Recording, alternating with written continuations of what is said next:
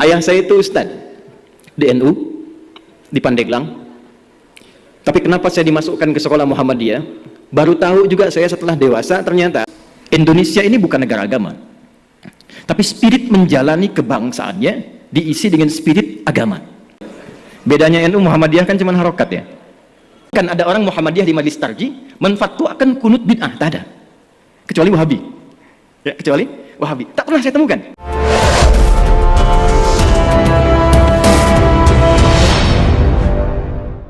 Luar biasa pemikiran beliau. Para pemateri yang lain hadir di kesempatan kali ini, Prof. Hilman, Ahmad Najib, Prof. Ais, dan seluruh hadirin. Pak Zul sebetulnya minta saya tidak untuk mewakili Muhammadiyah secara spesifik, tapi memang beliau melihat yang paling dekat di Muhammadiyah nasabnya ke NU itu saya. Jadi kalau Gus Yahya dulu seringkali berkhidmat dan menemani guru kita Kiai Haji Abdurrahman Wahid Gus Dur. Gus Dur itu punya sahabat di Banten namanya Kiai Haji Hafid Uthman. Nah itu adalah kakak ibu saya, itu Pak D saya. Jadi kecil itu kami juga sudah sering dibawa kalau ke MUI bertemu Kiai Sahal yang sangat saya kagumi dengan ketawaduannya, ilmu fikihnya yang luar biasa. Yang kelak dengan kekaguman itu ternyata saya menikah dengan putri asli Lasem Rembang yang ibunya satu susuan dengan Kiai Sahal ke atasnya. Jadi Siti Aisyah, Siti Asia ibunya. Jadi saya ke keluarganya Gus Koyum, ke Gus Baha, kalau ditelusuri nyambung dari istri itu berradha'ah. Karena itu Gus Koyum manggil saya Ade. Kalau kami teleponan tuh selalu bilang De Adi, apa kabar gitu. Ya. Jadi hari ini saya sangat terharu, luar biasa. Dan insya Allah Gus Yahya saya itu hatam, yalal watan tuh hatam saya.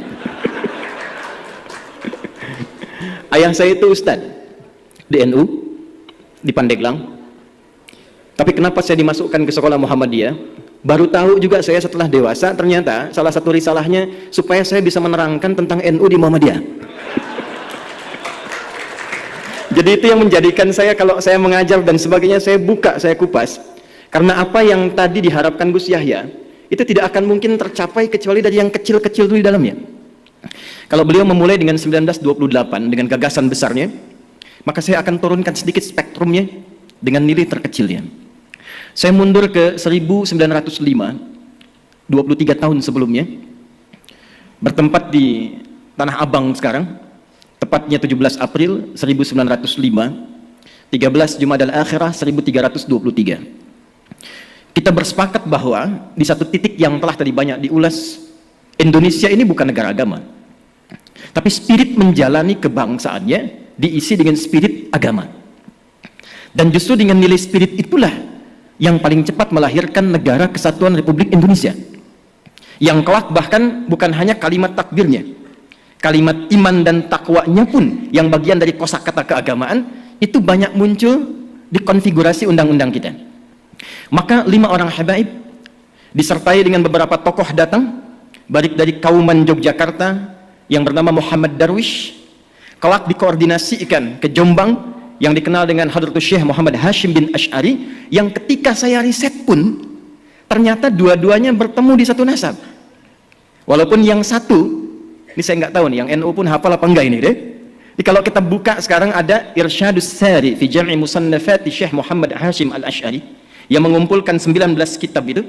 Yang pertamanya Adabul Alim wal Muta'allim. Saya mengajarkan kitab itu di Masjid Al-Azhar Jakapermai. Besoknya mau ngajar, malamnya saya mimpi ketemu Gus Dur. Saya bilang, Gus, saya izin mau ngajar kitab ini. Di mimpi, Pak. Beliau lihat saya lalu tersenyum. Saya anggap itu ijazah, walaupun mungkin beliau bertanya, iki kok piye orang Muhammadiyah ngajar kitabnya Adabul Alim wal Muta'allim. Tapi yang paling menarik di kitab keduanya, Risalah Ahlus Sunnah wal Jamaah, dan ini banyak saya riset. Sebelum masuk kedua ini, maka dijelaskan yang saya baca ada nasab. Huwa Muhammad Hashim bin Asy'ari bin Abdul Wahid bin Abdul Halim Al-Ma'ruf bi Pangeran Benawa bin Abdurrahman Al-Mulaqab bi Joko Tingkir ay Sultan Hadiwijaya bin Abdul Aziz bin Abdul Fattah bin Abdullah Walid Raden Ainul Yaqin Al-Ma'ruf bi Maulana Ishaq, yang dikenal dengan bapaknya Sunan Giri. Di Maulana Ishaq, ternyata ketika saya lihat nasabnya Muhammad Darwish yang sejak muda belajar di Kiai Haji Soleh Darat dengan Syekh Hashim, dan berangkat ke Mekah, pulang kemudian menjadi Ahmad Dahlan, ditemukan nasabnya Kiai Haji Ahmad Dahlan bin Kiai Haji Abu Bakar bin Kiai Ilyas bin Kiai Sulaiman bin Demang Jurang Jurukapindo bin Kiai Gerbek 1 bin Kiai Gerbek 2. Gerbek 2 itu yang bikin apam la kuwata, yang buyutnya Pak Erlangga Hartarto itu, yang di Klaten itu. Nyambung ke atasnya ketemu di Azmatkan. Azmatkan itu nyambung dari Maulana Ishaq. Baru nanti ke atasnya Zainal Abidin, ke Al-Husain, ke Al-Hasan, ke Ali bin Abi Thalib, suami Fatimah Az-Zahra bintu Muhammad sallallahu alaihi wasallam, bin Abdullah bin Abdul Muttalib bin Hashim bin Abdul Manaf bin Qusay bin Murrah bin Kilab bin Ka'ab bin Ghalib bin Fihr bin Malik bin Nadar bin Kinana bin Khuzaimah bin Mudrikah bin Ilyas bin Nizar bin Mudar bin Ma'ad bin Adnan bin Addi bin Adri bin Muqawwam bin Nahur bin Tarikh bin Ya'rub bin Yasjub bin Nabit bin Ismail alaihi salam bin Ibrahim alaihi salam bin Azar atau bin Nahur bin Abir bin Kinan bin Arfakhshan bin Sam bin Nuh alaihissalam bin Matushalah bin Kinan bin Anwas bin Tis bin Adam alaihissalam. Jadi ormas besar yang nyambung nasabnya ke Nabi Adam itu dua, satu NU, dua Muhammadiyah.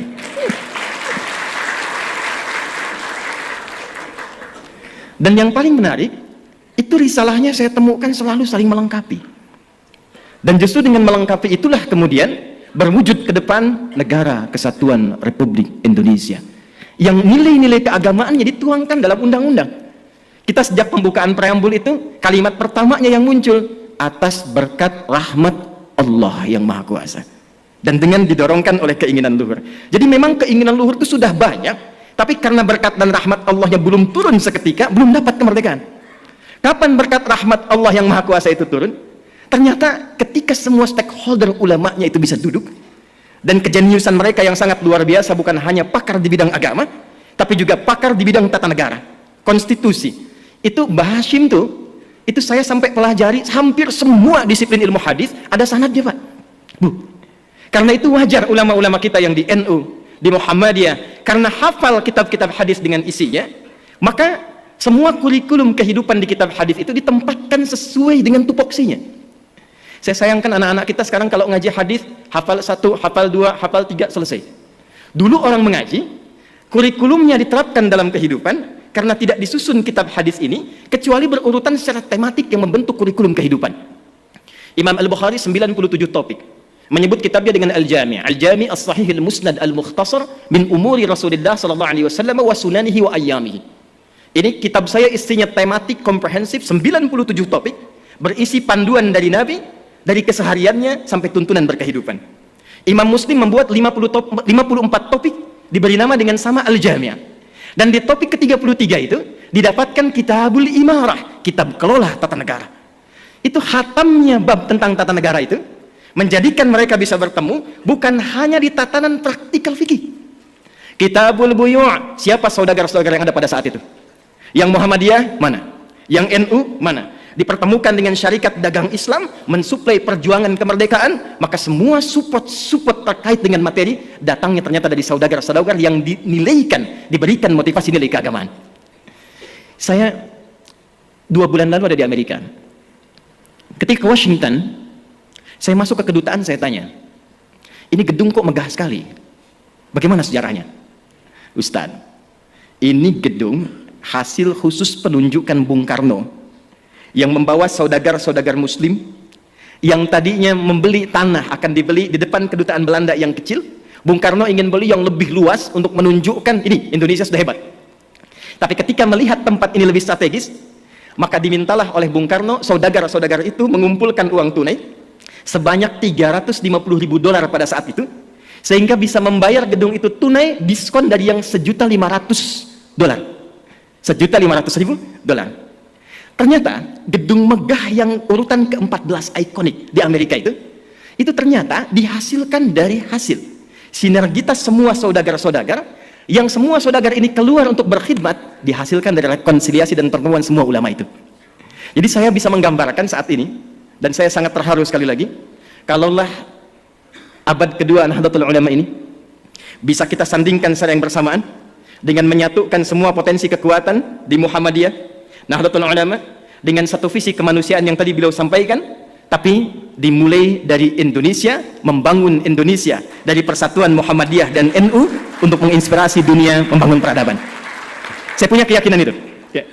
Dan mohon izin, barangkali karena kami passionnya di fikih, saya, Gus Baha, Gus Koyum, dan yang lainnya, mungkin saya akan lebih banyak merekatkan di bidang itu. Karena problemnya begini, saya punya murid di Tripoli, saya minta mengajar ke Madura. Ditanya ke Madura, berapa jumlah umat Islamnya di sini? Dijawab di sana, alhamdulillah Pak, di sini 95% Islam. Sisanya apa? Muhammadiyah katanya.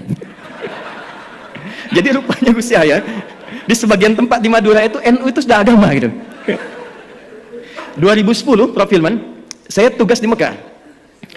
Begitu saya tugas, mau masuk waktu Isya, sedang mau sholat, takbir. Imamnya Syekh Sudes, begitu takbir, dia karena Hambali, baca basmalahnya silent, langsung dia baca Alhamdulillahi Rabbil Alamin. Itu komentar pertama jamaah samping saya, iki imamnya Muhammadiyah atau yang Muhammadiyah cabang Masjidil Haram, Anda bayangkan. Lalu saya bermula kembali melihat, ternyata dulu hubungan Kiai Dahlan dengan Kiai Haji Muhammad Hashim bin Asy'ari Hadratus Syekh itu tak ada masalah di fikih, di akidah pun tak ada masalah. Problemnya muncul kemudian karena ada irisan-irisan yang sesungguhnya tak ada kaitan langsung dengan fikih. Saya ambil contoh begini misalnya, masalah tahlilan tadi, kan bedanya NU dengan Muhammadiyah cuma di harokat saja kan. Tahlilan misalnya, bedanya NU Muhammadiyah kan cuma harokat ya. NU pakai nasab, Muhammadiyah pakai rofa. Muhammadiyah jadikan isim, NU menjadikan masdar. Halala yuhallilu tahlilan. Nasab harokatnya fathah. Orang Arab itu kan kalau bilang nasaba, dia katakan nasabar rajulu asahu alal ardi. Orang Arab tancapkan tongkatnya dengan kuat sehingga tak goyah. Harokatnya fathah membuka sesuatu. Jadi kalau tahlilnya menggunakan metode NU, tahlilannya mayatnya jadi jenazah, masuk sudah ke alam kubur, nasaba, lalu untuk memberikan Fatihah dan turunannya dibuka, kemudian menggunakan skema tahlilan. Muhammadiyah cuma pakai rofa. Rofa pas ditarik, ya ayyatuhan nafsul mutmainnah. Makanya Muhammadiyah menggunakan rofa tahlilun, NU menggunakan nasab tahlilan. Dan ternyata Kiai Haji Ahmad Dahlan itu nggak pernah nyual itu, nggak pernah nyual. Dan saya telusuri di konfigurasi hukumnya itu, ternyata persoalannya bukan fikihnya. Ada kasus di kalangan masyarakat ingin menyelenggarakan tahlilan, ternyata tak punya materi, sehingga dia harus berhutang kepada tetangganya untuk mewujudkan tahlilan itu. Maka keluarlah pertimbangan, kalau tak punya uang jangan dipaksakan sehingga berhutang. Bukan masalah tahlilannya, cuman memang babnya belum selesai. Kalau memang tak punya uang, kenapa Anda tak pinjamnya atau berikan saja, kan tuntas babnya ya. Jadi saya kira ada turunan-turunan informasi yang dari atas itu, yang di kalangan elit sudah selesai, ke bawahnya itu tak sama. Kunut misalnya, di Muhammadiyah itu nggak mempersoalkan kunut. Saya belum pernah temukan ada orang Muhammadiyah di Majelis Tarjih menfatwakan kunut bid'ah, tak ada, kecuali Wahabi ya, kecuali Wahabi, tak pernah saya temukan. Bahkan fatwanya yang terjadi ketika ada imamnya kunut, yang di belakang mengaminkan. Ketika imam di depan pun tak kunut, yang di belakang tak usah sujud sahwi. Jadi tataran konsep di atas itu sudah selesai. Nah, apa yang menyebabkan ke bawah itu tidak tuntas kemudian? Ya, informasi-informasi ini saya kira belum tampilnya dan disemarakannya dakwah-dakwah seperti Gus Bah, Gus Koyum. Di Muhammadiyah ada kami, ada teman-teman yang lain. Nah, saya mungkin sarankan di semua turunan ke PWM, PWNU sampai yang ke bawah, itu yang difasilitasi untuk muncul. Karena problemnya di luar negeri itu antara faqih, alim, mufti, muballigh, da'i, itu jelas. Saya usia 26 tahun, di Libya diangkat jadi amin khutbah. Boleh menentukan siapa yang khatib. Teman-teman saya yang ngaji sama saya sekarang jadi kiai semua tuh. Kiai Muhammad Imam Sofwan Yahya, menantunya Kiai Aqil Siraj. Itu teman seangkatan saya di Tripoli, ngaji bahasanya dengan saya. Kiai Nurul A'la, Pati. Kemudian ada lagi Kiai Anas Mas'udi, Kiai Muhammad Syamsuddin yang di Madura, yang duduknya kemarin dengan Gus Kautsar di Muktamar Satu Abad NU. Kemudian ada Kiai lagi yang dari Pati, Solah Ulaya. Kemudian ada lagi Tian Kamaluddin. Itu teman-teman kita pulang dari Tripoli, kita satu generasi membangun kesepahaman. Itu kalau dakwah semua sampai. Nah, saya kira yang terakhir yang ingin saya akhiri, saya pikir sudah saatnya sekarang kita tidak berbicara lagi dalam konteks perbedaan NU Muhammadiyah dalam tatanan yang disepakati, tapi sekarang babnya adalah bagaimana membangun persaudaraan yang menyinergikan sehingga gagasan-gagasan besar yang disampaikan oleh Gus Yahya tadi di depan, membangun peradaban, membangun kemanusiaan, saya kira bisa diinisiasi di bumi pertiwi ini melalui penyatuan dan sinergitas NU dan Muhammadiyah.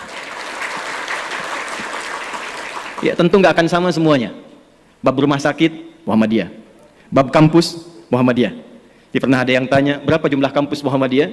157 kepada Kiai Hasyim Muzadi. Kenapa di NU nggak ada kampusnya? Kata Kiai Hasyim, santai saja. Ya selain yang Muhammadiyah punya NU semua itu. Jadi jangan khawatir, insya Allah kalau ada yang di NU masuk Muhammadiyah nggak akan jadi Muhammadiyah. Yang di Muhammadiyah bisa sekolah ke NU. Kalau semua kita saling mengisi, besok-besok insya Allah yang satu lalaran alfiyah, yang satu CDEF GABC. Yang ini kalamun lafdun mufidun kastaqim wasbun wa fi'lun thumma harfunil kalim wahiduhu kalimatun wal qawlu am wa kalimatun biha kalamun qad yu'am bil jarri wat tanwini wan nida wa al musnadin lismi tamizun hasal bitafa'alti atat wa ya if'ali wa nunik balana ifun yamjali. Yang ini CDEF GABC GABC DFIS G DFIS G ABCIS D ABCIS D FIS A FIS ABCIS dis E BCIS dis F FIS gis AIS B FIS AIS B CIS dis AIS FIS CIS dis AIS FIS gis AIS bis CIS. Yalal watan yalal watan yalal watan hubbul watan minal iman wala takum minal hirman inhadu ahlal watan. Itu rumusnya pakai rumus rojaz. Mustaf'ilun mustaf'ilun mustaf'ilun mustaf'ilun mustaf'ilun mustaf'ilun. Itu 16 rumus di bahar, Pak.